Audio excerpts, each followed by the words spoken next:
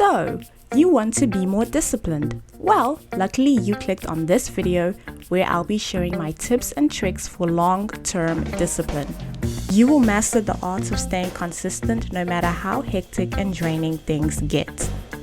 And you'll go from being a procrastinator to a go-getter. Let's get into it! Number one is motivation. Motivation is something that is crucial in your foundation when it comes to building discipline. What we fail to understand is that discipline isn't motivation. It is the ability to show up consistently. We expect the discipline to bring the motivation to us, but that's not how it works, period. To get the motivation, you need to start seeking and exposing yourself to things that align with your goals. Things that just uplift your spirit and your desire to go and reach your goals. I always mention this in my videos, but what you start your day off with is very important. If it's making you unhappy, then don't start your day off with it. Instead of scrolling through Instagram, then maybe you can replace that with like reading a book or anything similar, like anything that just motivates you to start your day. Here's another example where internal motivation can be applied. So whenever people go to the gym, one of the first reasons why they go is to get that summer body, or they just want to be fit, which isn't a bad thing.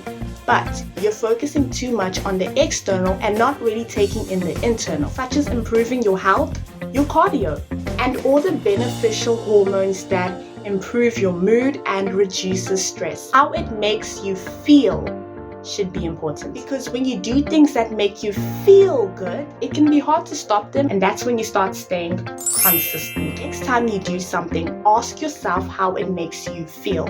And did you know that self-care can be a form of internal motivation? More on that in this video over here. I get into the nitty-gritty details and share all of my secret tips. Now let's jump into external motivation. I have never seen someone consistently stick to positive habits in a negative environment. An interesting quote by James Clear. Take a moment to look around you. Does your environment inspire focus and growth, or is it cluttered with distractions that fuel unproductive habits? If the latter is true, then it's time for you to shake things up and start creating an environment that aligns with your goals and the person that you want to become. For example, have a whole separate desk or a work corner where you work from. You can even make the space more inspiring and refreshing by adding inspiring quotes. Paint the walls a brighter color if you want. Remember, the people you surround yourself with should uplift and positively influence your environment. If they bring negativity, then it's time for you to let them go. As Pastor Tory Roberts once said, I am creating an environment around me that affirms my identity at every single turn. Goals. Setting goals requires reflection. Ask yourself, why are you setting this goal in the first place? What do you hope to achieve from it? Don't do things just for the sake of doing them. But most importantly, use self-awareness to guide your goal setting. Take in the time to consider whether the goal aligns with your strengths and challenges you to take action on your weaknesses. Because it's not that the goal is unrealistic, it's just that you haven't really analyzed your self-awareness. For example, if you're aiming to get fitter, your self-awareness might reveal that you struggle with consistency in workouts. So, setting a goal to exercise 3 times a week now aligns with your strength, but also challenges your weakness. This action is to set specific achievable steps to break that cycle. When setting goals, always think about the SMART acronym. Procrastination and time management are two siblings that can really set you back if you don't fix or catch up to them in time, because they can ruin all of your hard work and create missed opportunities. Whenever I feel like delaying a task, I always think of this quote. Procrastination is one of the most popular forms of self-sabotage because it's really easy. If you think about it, our days on earth are numbered. And when you spend all of that precious time procrastinating, you're just wasting all of that time.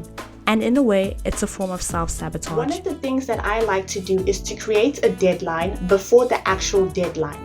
Because sometimes you start a task and then you find that the ideas are just not ideaing.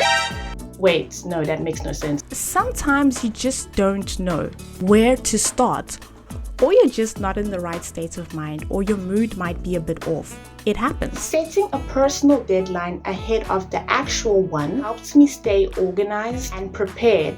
It gives me time to focus on my research and ensure that everything is in place. So when the real deadline arrives, I don't feel rushed. And remember to not delay things because you want them to be perfect. It's about progress, not perfection.